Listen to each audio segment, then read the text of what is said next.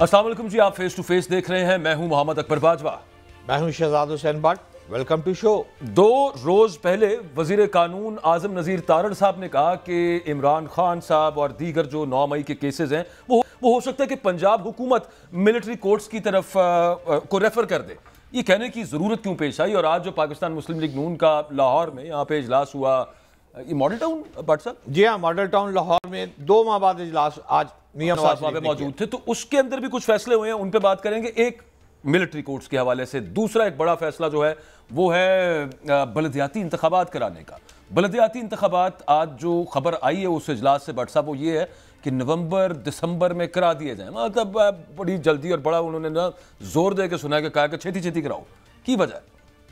देखिए बाजवा साहब, आज 2 माह बाद मुस्लिम लीग के जो सीनियर रहनुमा तंजीम उहदेदारान थे, उन्होंने 2 माह से मियां मोहम्मद नवाज शरीफ ने वक्त नहीं दिया हुआ था।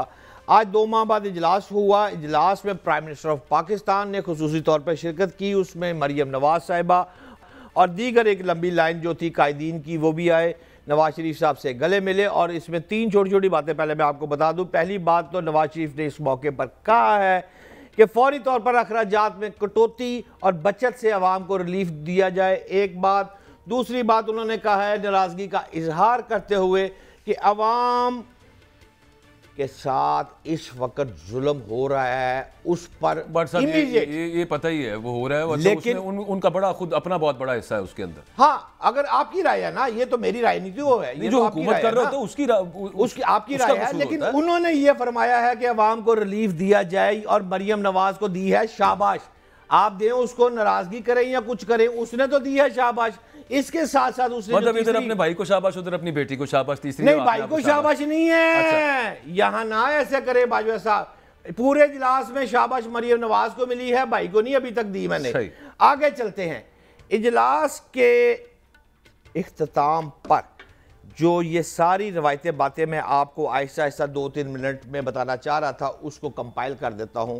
उस इजलास में बाजवा साहब, जब इजलास खत्म होता है, अच्छा, तो उस इजलास के बाद फिर एक इजलास होता है। उस इजलास को कहते हैं खुफिया इजलास। उसमें कोर कमेटी शामिल होती है बाजवा साहब, और चंद खास अफराद बैठते हैं। उसमें यह पूछा गया कि अभी तक इमरान खान अडियाला जेल में क्यों कैद है? वो अभी तक मिलिट्री कोर्ट पाबंद कोर्ट लखपत जेल ले आए? नहीं, कोर्ट लखपत क्यों? कैंप जेल रख ले यहाँ पे, क्या उसको भाई 9 मई का मुलजम अगर है, जनरल फैज कहता है कि ये मेरा साथी है, अगर कहता है तो फिर जाएगा मिलिट्री कोर्ट्स में।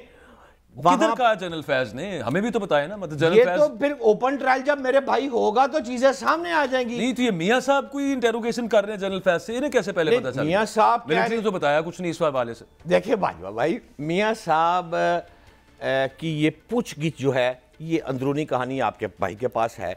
उस पूछगिछ में उन्होंने ये पूछा है कि अभी तक ये मिलिट्री कोर्ट्स में गया है, क्यों नहीं गया, कब तक चला जाएगा, एक बात।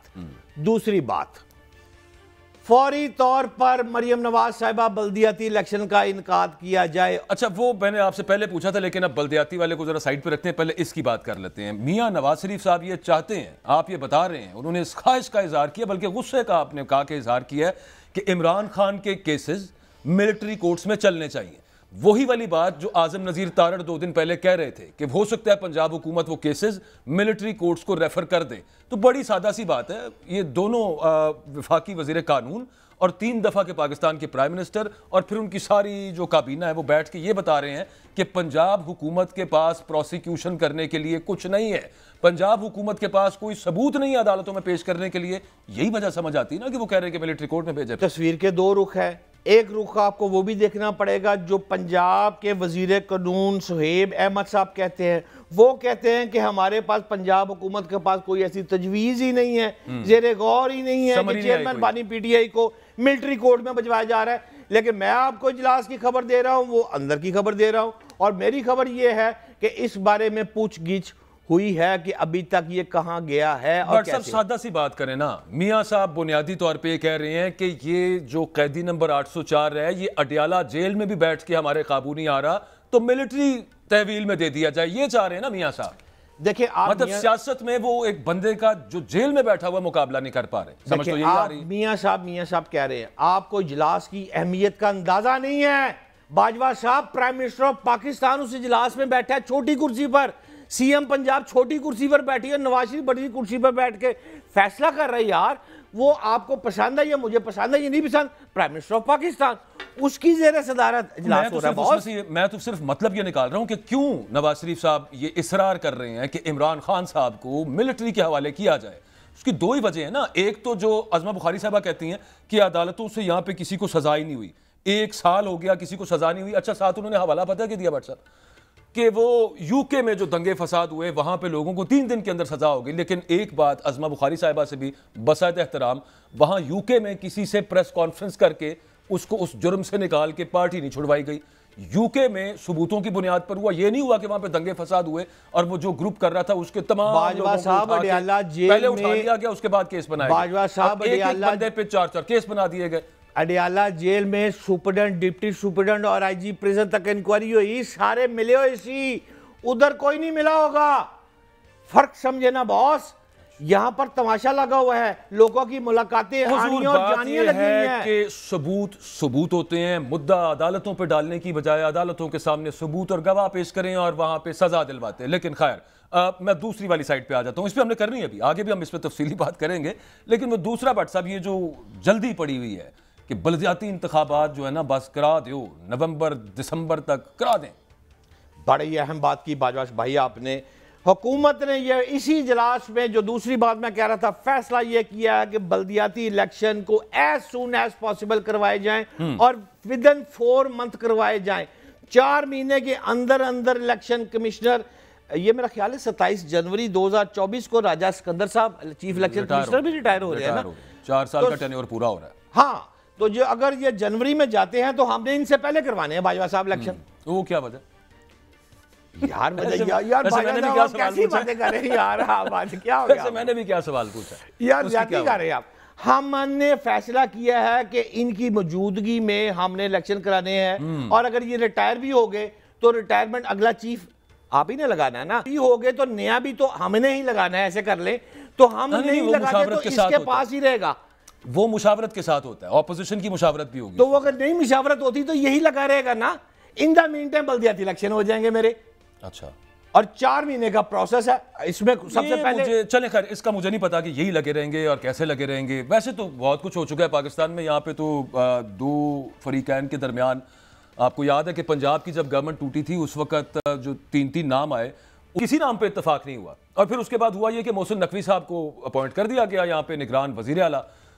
इसका तो फिर फायदा कोई नहीं ना, ये मीनिंगफुल आपस में नेगोशिएशन करके या कोई आपस में आप बातचीत करनी है, वो तो फिर किसी भी नाम के ऊपर फड्डा डाला जाए और फिर दोनों, एक पार्टी भी नहीं मान रही दूसरी भी नहीं मान रही, और उसके बाद जिसका दिल करे, जिसको दिल करे इलेक्शन कमीशन अपॉइंट कर दे। खैर, will take a break here. ये तो है हुकूमत के प्लान्स। दूसरी तरफ तहरीक इंसाफ उसको किस तरह से काउंटर करने का सोच रही है, या फिर पार्टी के अंदर एक सोच पाई जाती है कि एजिटेशनल पॉलिटिक्स के थ्रू ही हम कुछ स्पेस हासिल कर पाएंगे।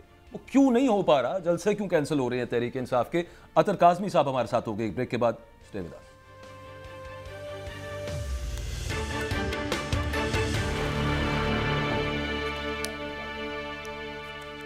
पाकिस्तान तहरीक इंसाफ ने लाहौर में जलसा करना था। इससे पहले हम चलें थोड़ी सी पुरानी बात कर लेते हैं। इस्लामाबाद में जो करना था वो इमरान खान साहब से रिक्वेस्ट की गई, उसके बाद वो डिले हुआ, 8 सितंबर को वो होगा। फिर उसके अलावा 22 तारीख को लाहौर के अंदर जलसा होना था, लेकिन कल कोर कमेटी ने वो मुलतवी कर दिया और ये कहा गया, बताया गया कि ईद मिलादुन्नबी की तकरीबात होंगी 12 रबीउल अव्वल की वजह से, उसके बाद फिर कोई और तारीख दी जाएगी। दूसरी तरफ अलीमा खान साहिबा वो बार बार एक बात करती हैं जब वो इमरान खान साहब से मिल के बाहर आती हैं, और बहुत सारे पाकिस्तान तहरीक इंसाफ के वर्कर्स उनसे मुत्तफिक नज़र आते हैं, ख़ासतौर पे सोशल मीडिया पे अपनी नाराज़गी का भी इजहार करते हैं करंट लीडरशिप के साथ, और गैर मुतमईन नज़र आते हैं वो पार्टी रहनुमाओं से। अलीमा खान साहबा ये कहती हैं कि आप किस वक्त का इंतज़ार कर रहे हैं, इंतज़ामिया तो इजाज़त नहीं देगी। And if I may be honest, ये बात वैसे किसी हद तक ठीक है, इंतजामिया ने पहले भी इजाजत नहीं दी, कोर्ट की इजाजत के बावजूद जलसे नहीं करने दिए गए, आगे भी कुछ इसी तरह की सूरत हाल होगी। तो एजिटेशनल पॉलिटिक्स जब तक नहीं करेगी पाकिस्तान तहरीक इंसाफ, काफी मुश्किल नजर आता है कि किसी किस्म की कोई राह खुले पाकिस्तान तहरीक इंसाफ के लिए। इसी तरह का मामला चलता रहेगा। शेर अफजल मरवत साहब ये फरमाते हैं, गो के पार्टी शायद उनको उस तरह से ओन नहीं करती, लेकिन इमरान खान से मुलाकात के बाद उन्होंने आके बताया कि इमरान खान ने मुझे ये रिस्पॉन्सिबिलिटी तफवीज़ की थी कि आप जलसे वगैरह के मामला को देखें, लेकिन जो कमेटी बनाई गई जलसे करने के लिए उसमें शेर अफजल मरवत साहब को रखा नहीं गया। ये उनके बकौल है और ये एक्यूजेशन है उनकी। अच्छा, क्या वाकई लैतो लाल से काम ले रही है पाकिस्तान तहरीक इंसाफ की क़यादत, और एक डिवाइड है पार्टी लीडरशिप के अंदर? एक कहते हैं कि भाई हमें ऑल इन चले जाना चाहिए और हमें एजिटेशनल पॉलिटिक्स का आगाज कर देना चाहिए, और दूसरी तरफ जो डिसीजन मेकर्स हैं वो थोड़ा कॉशियस नजर आते हैं, कुछ ज्यादा ही कॉशियस नजर आते हैं। खैर, इस मामले पे और इसके अलावा और दीगर मामला हैं, उन पर बात करेंगे। हमारे साथ सीनियर जर्नलिस्ट अतर काज़मी साहब मौजूद हैं। Thank you very much sir ji, आपने वक्त दिया है। आपको क्या लगता है इस हवाले से? कल रात को भी एक ही आया कि जनाब इमरान खान की जान को खतरा है, उसके अलावा जलसा मुलतवी हुआ, ट्रेंड्स चलने शुरू हो गए सोशल मीडिया के ऊपर। पाकिस्तान तहरीक इंसाफ के अपने वर्कर्स ने अपनी क़यादत के खिलाफ ट्रेंड चलाने शुरू कर दिए। आपको लगता है कि अननेसेसरीली कुछ लैतुलाल से काम ले रहे हैं, मुलतवी कर देते हैं बार बार, और कुछ खौफ है लेकिन एजिटेशनल पॉलिटिक्स की तरफ अभी जाना नहीं चाह रही क़यादत पाकिस्तान तहरीक इंसाफ की? देखिए, इसमें दो तीन चीजों को हमें देखना पड़ेगा। पहला तो जिस तरह आपने सोशल मीडिया पे जिक्र किया कि बहुत ज्यादा एक रद्द अमल आता है जब भी तहरीक इंसाफ से रिलेटेड कोई भी चीज हो, और हमने देखा कि 22 अगस्त का जलसा भी जब मुलतवी या कैंसिल किया गया तो उसके बाद भी वहां पे आपको रद्द अमल नजर आया। उनकी जो क़यादत इस वक्त जेल से बाहर है, उनको शदीद किस्म की तनकीद का निशाना बनाया गया, और अभी भी जो आप कह रहे हैं कि सोशल मीडिया के ऊपर क़यादत को निशाना बनाया जा रहा है, ये एक चीज शो करता है कि सोशल मीडिया को कोई कंट्रोल नहीं करता। यहाँ पे एक बयानिया तो ये है ना कि पाकिस्तान तहरीक इंसाफ की सोशल मीडिया टीम बड़ी स्ट्रांग है और वो बयानिया बना लेते, नहीं। ये एक डेमोक्रेटिक मीडिया होता है, इसको जो अवाम का मूड है ये उसके मुताबिक चलता है। पिछले दिनों हमने देखा कि जिस तरह तहरीक इंसाफ की क़यादत जो इस वक्त जेल से बाहर है, जिस तरह की तनकीद उनके ऊपर हुई वो अनप्रेसिडेंटेड थी, और वो भी सारे जो है प्रेशर में हमें नजर आए। दूसरी इसकी साइड है कि क्या क़यादत अभी कोई सियासी एक्टिविटी नहीं करना चाहती? मेरे ख्याल में देखिए, आपको थोड़ी सी सिचुएशन को समझना होगा कि एक तो उनकी जो जितनी भी सीनियर क़यादत है वो सारी जेल के अंदर है, चाहे वो शाह महमूद कुरैशी साहब हो जाएं, इमरान खान साहब हो जाएं, पंजाब में डॉक्टर यास्मीन राशिद साहिबा हो जाएं, मियां महमूद रशीद साहब हो जाएं, एजाज चौधरी साहब हो जाएं। तो ये सारी चीजें मैटर करती हैं कि अगर आपकी ये क़यादत बाहर होती तो आप एक डिफरेंट किस्म का रद्द अमल देखते। लेकिन इसमें भी कोई दो राय नहीं है कि कहीं ना कहीं लगता इस तरह है कि जो जमात हासिल करना चाह रही है वो हासिल नहीं कर पा रही। खुसूसन ये जो एजिटेशन की पॉलिटिक्स है, आपने देखा जमात इस्लामी ने आए, वो आके बैठे, उन्होंने धरना दिया, टीएलपी वाले आए, लेकिन तहरीक इंसाफ वाले नहीं आ पा रहे। पर जहां पे आप तहरीक इंसाफ को ब्लेम करते हैं, वहां पे जो एडमिनिस्ट्रेशन का रद्द अमल है वो भी आपको देखना पड़ेगा। कितने मुकदमे हुए 144 के उन हजरात के खिलाफ जो पिछले ही दिनों रेड जोन में दाखिल हुए थे सुप्रीम कोर्ट के बाहर, या जमात इस्लामी के अमीर के ऊपर कितने मुकदमे हुए, टीएलपी वालों पे कितने मुकदमे हुए। तो एक बड़ा कॉन्शियस किस्म का डिसीजन है, और ये बिल्कुल फाइनल डिसीजन है कि तहरीक इंसाफ को पंजाब में हिलने नहीं देना। एक दफा उनका मोमेंटम बन गया तो फिर वो हुकूमत जिसकी अपनी लेजिटिमेसी के हवाले से बहुत ज्यादा सवालात हैं, उसके लिए मामलात को संभालना मुश्किल हो जाएगा। तो कुछ तहरीक इंसाफ की कोताही है और कुछ जो एडमिनिस्ट्रेशन का रवैया है वो भी हमारे सामने। अतर काज़मी साहब, शानदाना गुलजार साहिबा ने अभी पिछले दिनों इंटरव्यू में कहा, उनसे पूछा गया कि बाहर निकलते हैं तो गिरफ्तार, उन्होंने कहा होते हैं तो हो जाएं, फिर सारे गिरफ्तार हो जाएं। असद कैसर साहब यहाँ पे लाहौर तशरीफ लाए, भट्ट साहब हमारी उनसे मुलाकात भी हुई, यहाँ पे उन्होंने प्रेस कॉन्फ्रेंस की, सहाफ़ियों ने उनसे सवाल पूछे, वर्कर्स ने उनसे ये सवाल पूछा कि यहाँ पे पंजाब की जो लीडरशिप है आपकी बैठी हुई, पंजाब असेंबली में जो MPAs हैं, भाई निकले बाहर, और हमने तो वोट ही इस वजह से आपको दिया था कि अगर गिरफ्तार होते हैं तो फिर हों आप, अगर इमरान खान जेल में तो आप भी चले जाएं जेल के अंदर। ये एक मैं कहूँगा हॉकिश कह लीजिए, या फिर ज़्यादा जज्बाती कह लीजिए, या फिर एजिटेशनल कह लीजिए, एक बहुत बड़ा चंक है पाकिस्तान तहरीक इंसाफ के अंदर जो ये चाहता है कि ठीक है पर्चे तो हो रहे हैं ना, पहले कौन से नहीं हो रहे थे, तो अभी भी हमें हर सूरत निकलना चाहिए बाहर, चाहे गिरफ्तारियां हो जाएं। इस पर आप क्या कहेंगे? देखिए, एक तो पहले वो एक खबर आई एक चैनल के अंदर, एक प्रोग्राम के में एक सहाफ़ी ने बताया कि इमरान खान साहब ने कहा है कि चाहे आप गिरफ्तार होते हैं, सारी रूपोश लीडरशिप बाहर आ जाए, उस चाहे मुराद सईद हों या अहमद अजहर हों। तो उसी रात को मैंने कुछ लोगों से बात की और ये कंफर्म किया, इमरान खान साहब ने कतन कोई ऐसी बात नहीं कही। उन्होंने कहा है कि बिल्कुल बाहर आने की जरूरत नहीं है, चाहे वो मुराद सईद हो जाए या कोई और हो। हाँ, ये वो जरूर कहते हैं जो बाहर इस वक्त क़यादत है उनको बाहर निकलने की जरूरत है, वो एजिटेशन भी करें, वो जलसे जुलूस करें और कानून और आइन के दायरे के अंदर रहते हुए। 22 अगस्त को जो जलसा मुलतवी हुआ, वो भी सारा मामला पेशावर से शुरू हुआ और वो एक रात पहले ही फैसला हो गया था। उसके बाद हमने देखा कि KPK के वजीर आला सर पे कफन बांध के ट्रैक्टर और पता नहीं बुलडोजर और क्या कुछ उनके साथ तस्वीरें खिंचवाते रहे, लेकिन एक रात पहले वो मामला सेटल हो चुका था कि ये जलसा नहीं होगा, सुबह हम बंदा खान साहब के पास भेजेंगे। लेकिन अब जो 8 सितंबर का जलसा है, बाजवा साहब जो आपने अभी कारकुन की बात की ना, जो अवामी सेंटिमेंट है, ये तहरीक इंसाफ की जो क्यादत बाहर है, ये इररेलेवेंट हो जाएगी, ये पीछे रह जाएगी। वो जो इनका वर्कर है वो आगे हो जाएगा। तो मेरे ख्याल में अपने सर्वाइवल के लिए भी और वर्कर को थोड़ा बहुत संभालने के लिए और अवामी मूड को देखते हुए मुझे ये लगता है कि 8 सितंबर का जलसा हो जाएगा। अब इसको पोस्टपोन करना मुझे मुश्किल लगता है। ठीक अतर भाई, 2 माह पहले महमूद अचकज़ई साहब को हदायत मिली थी खान साहब की तरफ से कि वो मुख्तलिफ सियासी जमातों से राब्ते करें, बट गो हेड नहीं दिया गया। बाद जो जलसे की आप बात फरमा रहे हैं उस पर भी महमूद अचकज़ई साहब नाराज हुए, फजलुर रहमान साहब भी कुछ खिंचे नजर आ रहे हैं। तो पूछना आपसे ये चाहता हूं कि PTI की सियासत इस वक्त सोलो फ्लाइट कर रही है, बाकी सारी ये जो कबूतर यहाँ से उस पिंजरे से दूसरे पिंजरे पे गए थे, ये सब अब नवाज शरीफ की तरफ वापस चले जाएंगे। सियासत किस तरफ जा रही है PTI की, आप कैसे देख रहे हो उसे? बट साहब, अभी तो मियां साहब खुद लगता है वापस लंदन की तरफ जा रहे हैं। उनकी अपनी सियासत जहां से शुरू हुई थी अभी उस तरफ जा रही है। इशू ये है बट साहब, इसमें 2 चीजें, एक तो जो सियासत है, मुल्क की सियासत, वो सिर्फ और सिर्फ इमरान खान के इर्द गिर्द घूम रही है, चाहे वो कौमी असेंबली हो, चाहे वो मीडिया हो। आज आपका प्रोग्राम देख लें और आपके प्रोग्राम के अलावा तमाम टीवी चैनल्स पे 7 से 11 बजे तक आज भी आप देख लें, पूरा वीक देखें, अगर कोई चीज डिस्कस होती है तो वो इमरान खान की सियासत। मईशत की बात हो तो हुकूमत कहती है कि जी इमरान खान अंदर रहेगा तो मईशत बेहतर होगी, हुकूमत कहती है कि वो कोई थोड़ी सी कंसेशन करेगा तो माहौल बेहतर होगा। तो इमरान खान की सियासत को तो मुस्तकबिल करीब में मैं जवाल नहीं देख रहा।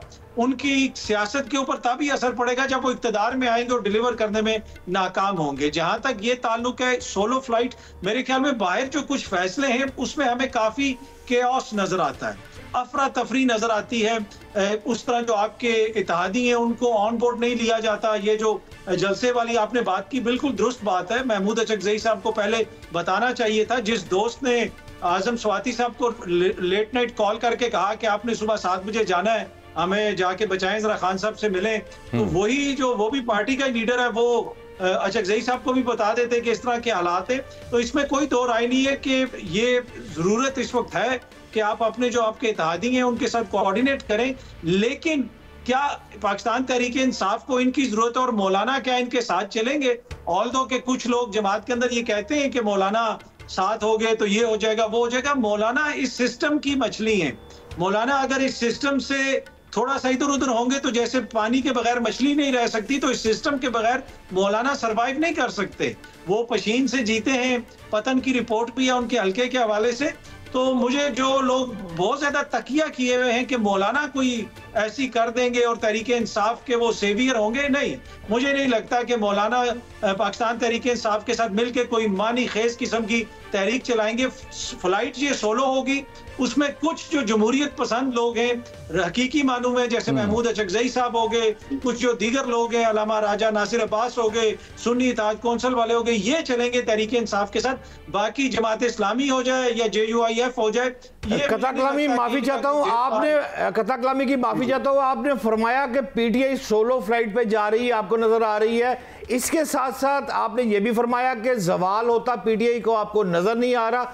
तो मुझे 2 बातों को समझा दें। पहली बात कि क्या इमरान खान जो है वो आपको पाक फौज के ज़ेर असर पाबंद सलासिल होते नजर आ रहे हैं?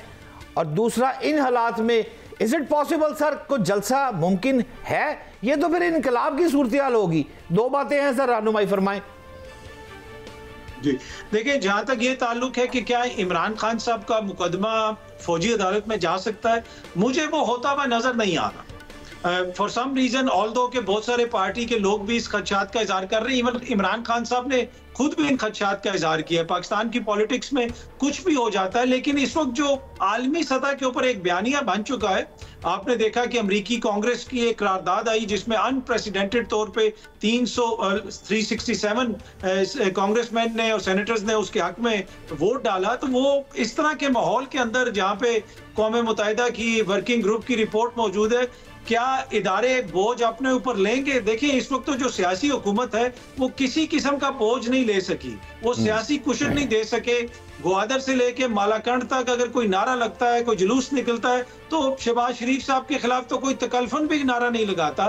तो पहले ही अगर आपने इदारों पे इतना बोझ डाला भाई इस हुकूमत ने, मुझे नहीं लगता कि मामलात उस तरफ जाएंगे। बाकी अगर कोई ऐसी चीज आती है, मैं भी मुमकिनात में तो हो सकता है, पर फॉर सम रीजन मुझे नजर नहीं आता। आपकी बात बिल्कुल दुरुस्त है। आपका प्लीज कंटिन्यू सर। अतर भाई आप बात कर रहे थे, दूसरा जवाब दे दीजिए प्लीज। जी तो एक तो मामला ये है। दूसरा जो मामला, सॉरी आप व्हाट्सएप जरा मुझे क्वेश्चन दोबारा बता दीजिए, दूसरा आपका क्या था?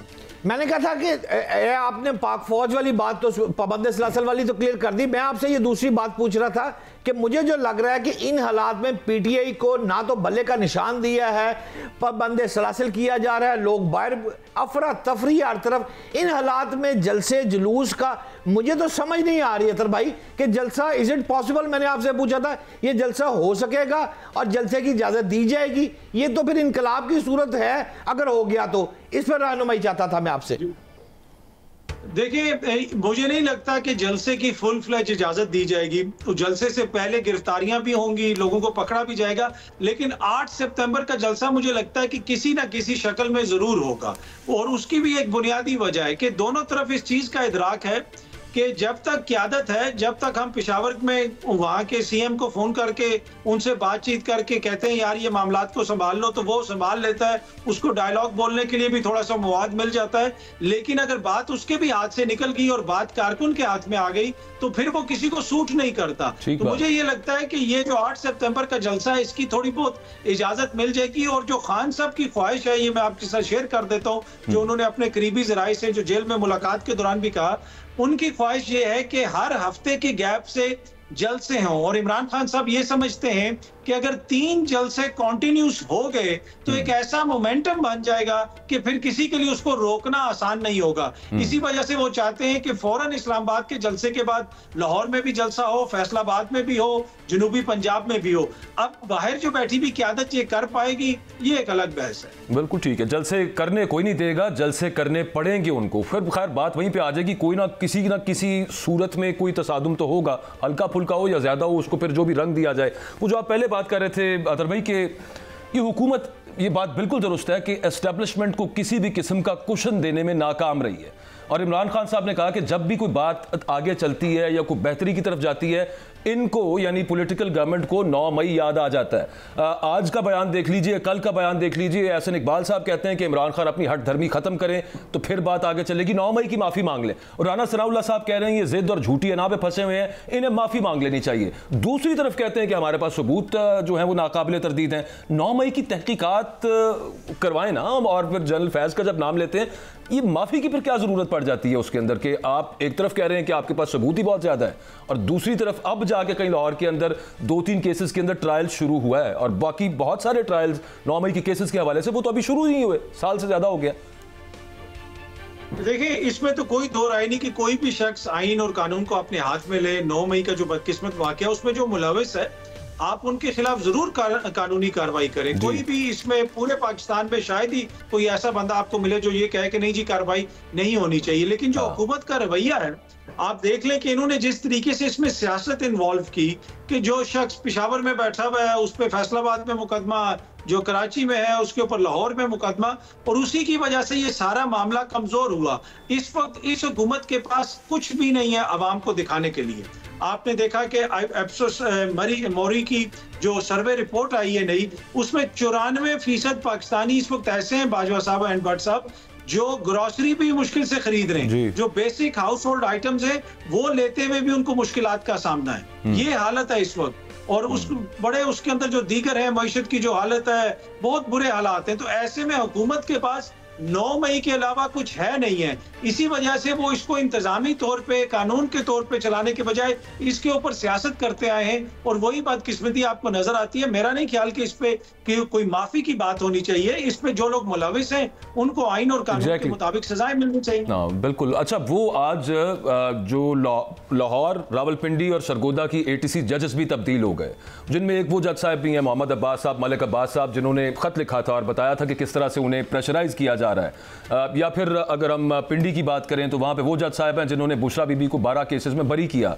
लाहौर के जो जज साहब हैं उनकी अगर बात करें तो उन्होंने रिमांड तो दिया इमरान खान साहब का, लेकिन उसके अलावा भी जिस तरह से वो केस चला रहे थे, इनको तब्दील कर देना, आलिया नीलम साहिबा ने तब्दील किया, जारी सी बात है, जो नई chief justice Lahore high court है। इसका मकसद जो नजर आता है, मैं उस सेंस में नहीं जाता कि ये क्या कर रहे थे और ये इनके जो एडजुडिकेट कर रहे थे या डिसीजंस दे रहे थे उसकी वजह से किया गया है। बड़ी सादी सी बात ये है अतर भाई यहाँ पे कि ये डिले करने के लिए सारा कुछ, जो समझ मुझे आ रहा है सब मामले में से, कि आपने जो जजेस पहले से सुन रहे थे उनको आपने तब्दील कर दिया। खासतौर पर लाहौर के जज साहब की बात करें जिन्होंने ओनली 3 केसेस जिनमें अभी ट्रायल शुरू हुआ है उन्हें तब्दील कर दिया गया। तो ये फिर सिर्फ यहाँ पे हम हुकूमत का तो नहीं कह सकते, ये तो जस्टिस आलिया नीलम साहिबा ने भी जो तब्दील किए हैं, इससे डिले का तासुर मिलता है 9 मई के केसेस में।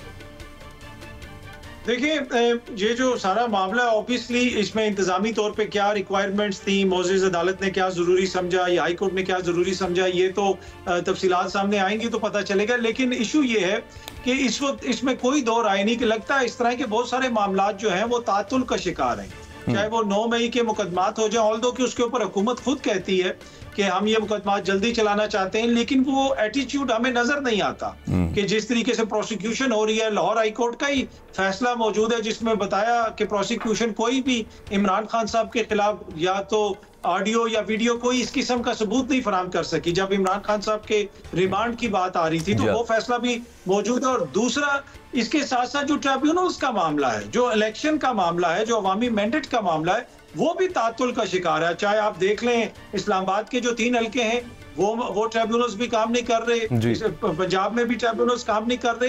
तो ये बहुत सारे ऐसे मामलात हैं जिनके ऊपर तनकीद हो रही है और लोग ये कह रहे हैं कि यार ये मामलात आपको देखने पड़ेंगे, आपको गैर संजीदगी नजर आती है।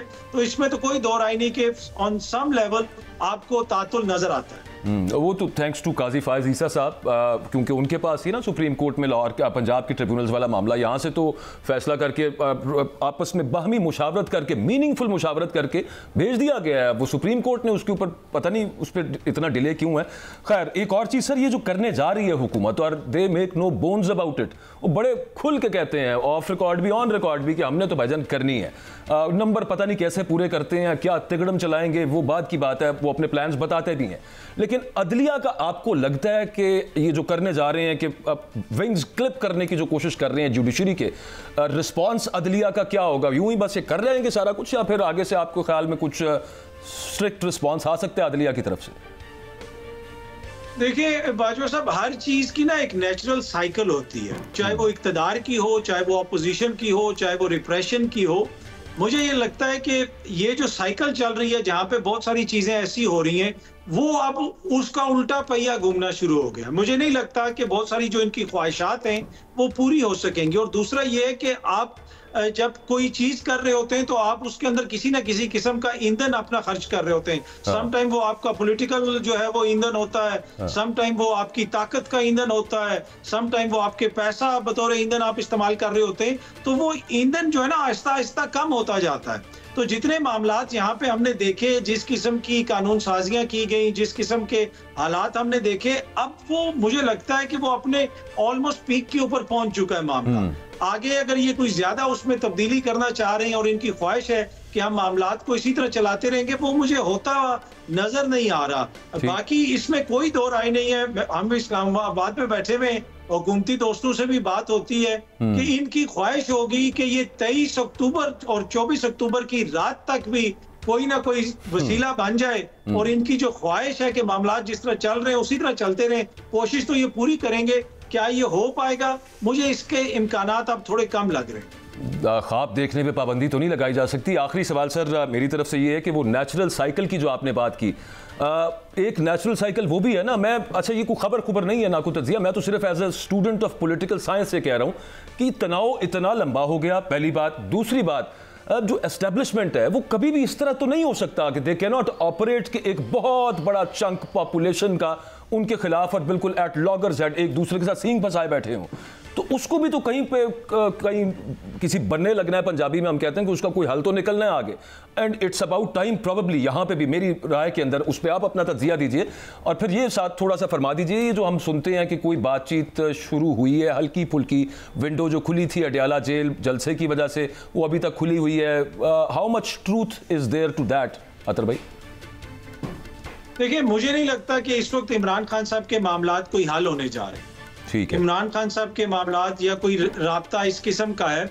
एक वफाकी वजीर हैं, उनका बड़ा क्लोज राब्ता है पाकिस्तान तहरीक इंसाफ के एक दो लीडरान के साथ, और वो इस वक्त बुनियादी तौर पे बीच में जो किरदार अदा करते हैं, चाहे वो पेशावर से जलसा कैंसिल करवाना हो उसमें भी उनका किरदार था, फिर इनके लोग जो गिरफ्तार हुए थे उस वक्त जो इस्लामाबाद में 22 अगस्त को, ये वो वफाकी वजीर है जिनका ताल्लुक ना PMLN से ना पीपल्स पार्टी से।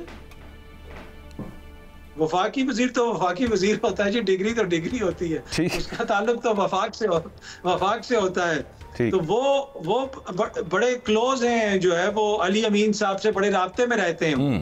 तो वो ये सारे मामलात तो हैं, लेकिन मुझे इस वक्त नहीं लगता कि इस्टेब्लिशमेंट के साथ कोई पाकिस्तान तहरीक इंसाफ के ऐसे मामलात चल रहे हैं कि जहाँ पे इमरान खान साहब को कोई रिलीफ मिलेगा और उनके जो मामलात हैं उनमें आसानी होगी। लेकिन हैविंग सेड दैट, जिस तरह आपने भी कहा कि देखें जिस नहज पे चीजें पहुंच गई हैं, स्टेटस को बरकरार रखना भी आसान नहीं है। अगर सियासी तौर पे आपका कोई कुशन होता, सियासी तौर पे ये लोग कोई बयानियां बना पाते, और उसके लिए जरूरी है कि आप थोड़ी सी मुदब्बराना सोच हो, थोड़ा सा आप अपना होमवर्क करें, रिसर्च करें। चलाकियों के ऊपर हुकूमतें और रियासतें नहीं चलती कि वो जी डेली मेल में खबर छपी है, एक डिस्ग्रेस्ड वर्ड आया तो उसके ऊपर पूरी प्रेस कॉन्फ्रेंस कर दी, आधे घंटे बाद पता चला कि बरतानिया के हर अखबार में मियां साहब के हवाले से डिस्ग्रेस का लफ्ज इस्तेमाल हुआ है। तो वो इस तरह ये आया तो वो कर दो, ये कर दो, वो नहीं, ये वो बड़ी इमेच्योरिश सी हमें अप्रोच नजर आती है। ये थोड़ा सा इनको गहराई में जाके चीजों को देखना पड़ेगा, तभी मामला बेहतर हो। अतर भाई, मेरा आपसे आखिरी सवाल है कि आप सियासत और सियासी अमूर को बहुत ज्यादा अच्छे अंदाज से समझते हैं और मैं तो बहुत शौक से आपको देखता भी हूं। पूछना आपसे ये चाह रहा हूं कि आपने खुद फरमा दिया कि राब्ते अभी तक नहीं है। दूसरी तरफ अगर असद कैसर साहब को देखा जाए तो वो कहते हैं अगर इनसे बात की तो हमारा सारा बयानिया जो है वो तबाह हो जाएगा। आज लाहौर में इजलास हुआ है, मुस्लिम लीग नून के सरबराह नवाज शरीफ ने 2 माह बाद इजलास जो है वो तमाम अफराद को बुलाकर किया है। वहां से आवाजें आई हैं कि वेट एंड सी नहीं, डू एंड डाई। तो इस तरह की तलखी आप क्या बांग्लादेश देख रहे हैं, इस मुल्क में इंतशार देख रहे हैं, मार्शल्ला देख रहे हैं? इस तरह तो मुल्क चल ही नहीं सकता। How it possible sir? आप क्या देख रहे हैं? आपका ये विजन है, आपका विजन क्या कहता है? अगले 2 महीने की प्रेडिक्शन तो करें जरा। देखिए, पहले तो मैं तो देखता हूँ जी GNN को और आपको और बाजवा साहब को, और रोज हमेशा आप लोगों के तजिए भी सुनता हूँ और खबरें भी सुनता हूँ, और उनको देख के मेरा तो यही अंदाजा है कि देखिए अल्लाह ना करे, इंशाल्लाह अल्लाह रहम करेगा, वैसी सूरत हाल नहीं होगी, क्योंकि इस किस्म की कोई भी सूरत हाल हुई व्हाट्सएप तो वो कतन पाकिस्तान के हक में नहीं है। एंड ऑफ द डे ये सारी जो सियासी जमातें हैं इनमें मसाइल हैं, इनके अंदर कोताहियां हैं, लेकिन ये कोई भी खुदा ना खास्ता कोई मुल्क दुश्मन नहीं है, ना इमरान खान, ना मियां साहब, ना जरदारी साहब। अपने अपने इनके सियासी मसाइल हैं, इनको देखने की जरूरत है कि आज आप जैसा जो एक बाखबर सहाफी है वो भी ये सवाल पूछने पे क्यों मजबूर हुआ है कि आगे जाके पाकिस्तान के हालात कैसे हो सकते हैं। तो इन लोगों को देखना ये है कि हमने खुदा ना खास्ता उस तरफ नहीं जाना, हमने चीजों को संभालना है, चीजों को बेहतर करना है। लेकिन अनफॉर्चुनेटली मुझे आने वाले जो मुस्तकबिल के अंदर मुझे ऑपोजिशन कहीं पे नजर नहीं आ रही। जब इमरान खान इक़्तिदार में आएगा, जिस किस्म की सियासत इस वक्त पीपल्स पार्टी और नून लीग कर रहे हैं, ये तो ना 3 में होंगे ना 13 में, वो सूरत हाल भी कोई पाकिस्तान के लिए इतनी बेहतर नहीं है। हमें एक जमहूरी मजबूत सेटअप चाहिए जिसमें ऑपोजिशन भी हो, जिसमें हुकूमत भी हो। तो फिलहाल तो स्टेटस को है, लेकिन मैंने आपको जो बताया कि वो एक साइकिल जो है उसका उल्टा पहिया शुरू हो चुका है। अब ये कितनी देर चलता है पर वो तो फिर टाइम विल टेल। बहुत शुक्रिया, बड़ा ज़बरदस्त आपने तज्जिया दिया। काज़मी साहब हमारे साथ मौजूद थे। एक छोटी सी ब्रेक लेते हैं, ब्रेक से वापस आएंगे तो जो सोल्यूशंस की बात हो रही थी ना, उसमें सबसे बड़ा मसला हमारा मईशत का है और उसके सोल्यूशंस निकालने की बात करनी है। एक ब्रेक से वापस आके बात करेंगे कि फैसलाबाद में पावर लूम्स और जिससे हज़ारों लोगों का बल्कि लाखों लोगों का रोज़गार मुंसलिक है। पहले बिजली मिलती नहीं थी, अब मिल रही है तो बहुत महंगी मिल रही है और उसके बावजूद पावर लूम्स बंद हो रही हैं। और जो वो प्रोडक्ट बनाते हैं इतनी महंगी बिजली के साथ, वो लेनी किसने है भाई? आपकी जो प्रोडक्शन कॉस्ट है वो आप दुनिया के साथ कंपीट नहीं कर सकते उन सब मामलात के अंदर। इस तरह की और भी बड़ी नाआसूदा सी खबरें हैं, खैर, लेकिन इस मुद्दे पे बात करेंगे। एक ब्रेक ले लेते हैं। स्टे विद अस।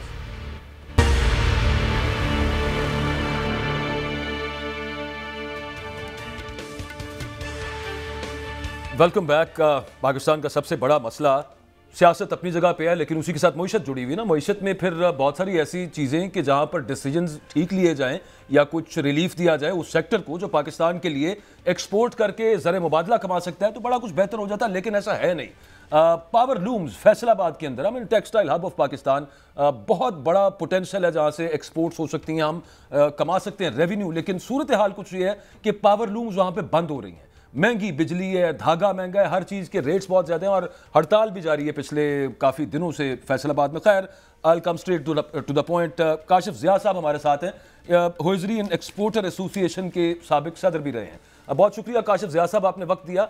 सूरत हाल है क्या, ज़रा हमें समझा दीजिए। जो हमें समझ आ रही है वो ये है कि महंगी बिजली की वजह से ना तो आप कंपीट कर सकते हैं दुनिया के साथ, इतनी महंगी प्रोडक्ट बना के, इतनी महंगी बिजली की वजह से, और फिर दूसरा, यहाँ पे अनइंटरप्टेड बिजली तो मिल रही है, लेकिन उसमें जो ऐलानात थे रिलीफ के, जैसे वज़ीर आज़म ने कहा था कि मैं 10 रुपए का रिलीफ दूंगा, वो मिला है अभी तक आपको? देखिए, सबसे पहले मैं जो स्टार्ट करूंगा, कोई भी कारोबार चलाने के लिए सबसे पहले आपको लिक्विडिटी क्रंच जो सामना है वो इस इंडस्ट्री को फेस करना पड़ रहा है। लिक्विडिटी क्रंच क्या है कि गवर्नमेंट ने इस टाइम पे जो इंटरेस्ट रेट है वो IMF की जो भी कंस्ट्रेंट्स हैं उसके बावजूद ये डबल डिजिट पे है, 19 रुपये पे है। आजकल कोई भी टेक्सटाइल का कारोबार ऐसा नहीं है जिसके अंदर 5 से 7 रुपये से ज़्यादा का मुनाफा हो। तो मुझे बताएं कौन सा बेवकूफ़ होगा जो बैंक से जाके लोन उठाएगा, 19 रुपये इंटरेस्ट रेट पे लेगा और 5-7 रुपये का प्रॉफिट कमाएगा। सबसे पहले तो यहाँ से ही हमारी इंडस्ट्री जो है उसकी तबाही शुरू होगी। अगली बात आ जाती है बिजली की।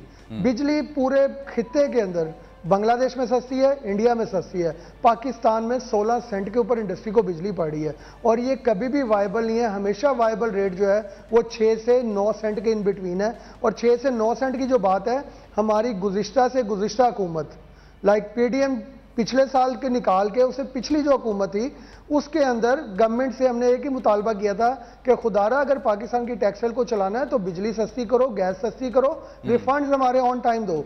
ये चीज उस गवर्नमेंट को समझ आ गई, उन्होंने हमारी डिमांड्स को मान लिया। किस गवर्नमेंट की बात कर रहे हैं? 6 सेंट के से लेकर PTI की।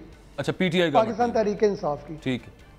अच्छा, उन्होंने ये बेसिकली ये फॉर्मूला उनके पास भी नहीं था। असद उमर साहब इस शहर में आए थे, जब हमने उनसे डिमांड की थी कि हमें बिजली का ये रेट दे दें, उन्होंने वो डिमांड हमारी मानी। इसी फैसलाबाद चैम्बर ऑफ कॉमर्स के अंदर जब डिमांड मान ली गई, आपके पास उसका रिजल्ट ये है कि उनका दौरे हुकूमत खत्म होने पे पाकिस्तान की टेक्सटाइल और दूसरी एक्सपोर्ट मिला के $32 बिलियन के ऊपर एक्सपोर्ट थी।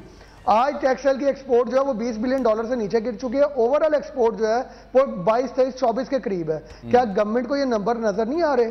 उसके बाद अगर बात की जाए लिक्विडिटी क्रंच, उस गवर्नमेंट में हमें 72 घंटों के अंदर रिफंड मिल रहे थे, ऑटोमेशन का सिस्टम था। आज वो सिस्टम खत्म हो गए, 4 से 5 महीने के ऊपर सेल टैक्स के रिफंड मिल रहे हैं। और जब इस तरह की सूरत हाल होगी, आपका इंटरेस्ट रेट कहाँ पे है, आपकी महंगी बिजली 16 सेंट के ऊपर है, आपकी गैस के रेट ऊपर है, आपके पास अवेलेबिलिटी और लिक्विडिटी क्रंच का आपको सामना है। ये तमाम रिसोर्सेज को जब एक्यूमुलेट करें तो आपका इन्फ्लेशन रेट पूरे खित्ते में इस टाइम पे सबसे ज्यादा है। और आप जाके मुकाबला करें बांग्लादेश का, बांग्लादेश के ऊपर क्राइसिस आया, अपॉर्चुनिटी पाकिस्तान के लिए निकली और अनफॉर्चुनेटली हम उस अपॉर्चुनिटी को अवेल नहीं कर पा रहे। और आने वाले वक्तों में हमें कहीं से ये सूरत हाल नजर नहीं आ रही, ना ही गवर्नमेंट की तरफ से कोई हमारे साथ इंदिया है, ना ही गवर्नमेंट ने हमें कोई रिलीफ का वादा किया है। वजीर आला रिलीफ का वादा किया तो था उन्होंने। 14 रिलीफ का वादा मैं आपको बताता हूँ, 10 रुपए प्राइम मिनिस्टर साहब ने बजट के बाद अनाउंस किया, वो आज दिन तक वादा वफा नहीं हुआ। वजीर आला पंजाब ने उन्होंने कहा जी IMF की कंस्ट्रेंट है, हमारी मजबूरी है। वजीर आला पंजाब ने 14 रुपए का अवाम को रिलीफ दिया है, हम अप्रिशिएट करते हैं। क्या अवाम को ये 2 महीने का टेम्परेरी रिलीफ दे के वजीर आजम पाकिस्तान भी अगर चाहें, इसका मतलब है कि वो कहीं ना कहीं से कुशन निकाल के अपनी इंडस्ट्री को भी ये रिलीफ दे सकते हैं, और अगर वो रिलीफ देंगे ये इंडस्ट्री का पहिया चलेगा, मजदूर को रोजगार मिलेगा। अदरवाइज आप मजदूर सड़कों पे है। फैसलाबाद का इस टाइम पे क्राइम रेट आप चेक करें कि पिछले साल में और इस साल में कितना फर्क आ गया, क्योंकि लोगों के पास खाने के पैसे नहीं है। बिजली के बिलों के लिए वो हमारे पास आते हैं कि हमारी किस्तें करवा दें या हमें पैसे दे दें ताकि हम अपने बिजली के बिल अदा करें।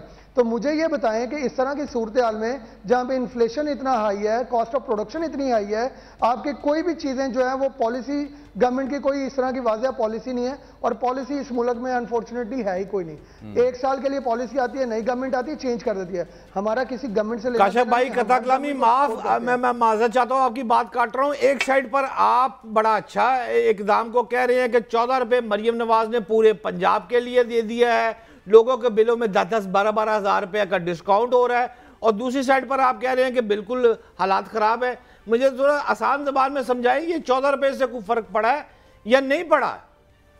देखें, 14 रुपए का रिलीफ जो है वो इंडस्ट्री को नहीं दिया, 14 रुपए का रिलीफ आम आवाम को दिया, और वो सिर्फ 2 महीने के लिए। इंडस्ट्री तब चलेगी जब आपका 9 सेंट का रेट है।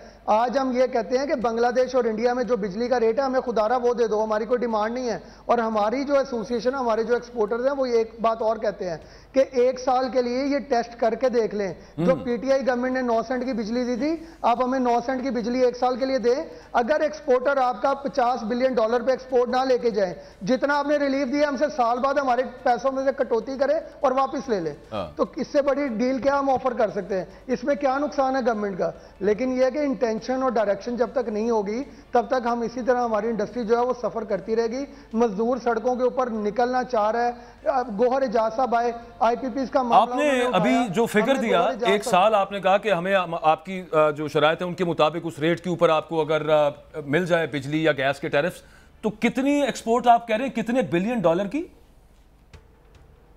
देखें, पाकिस्तान में रिकॉर्ड एक्सपोर्ट पीटीआई के गवर्नमेंट में $32 बिलियन की हुई। दैट्स मीन के पाकिस्तान के अंदर इतनी कैपेसिटी मौजूद है $32 बिलियन की। और जब ये पहिया चल रहा था, लोगों ने इन्वेस्टमेंट की थी नई मशीनों में। हमारे पास $32 बिलियन से ज्यादा की कैपेसिटी मौजूद है।